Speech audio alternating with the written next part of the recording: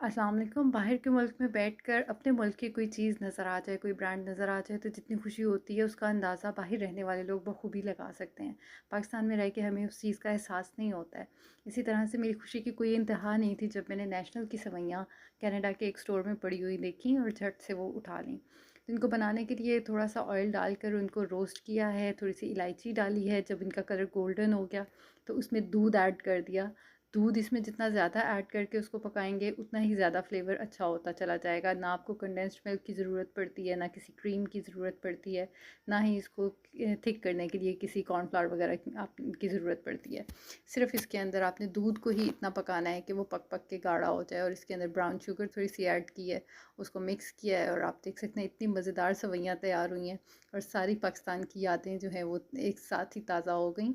और इसको बस डिश आउट करें, अपनी फेवरेट ड्राई फ्रूट के साथ इसको गार्निश करें और इन्जॉय करें।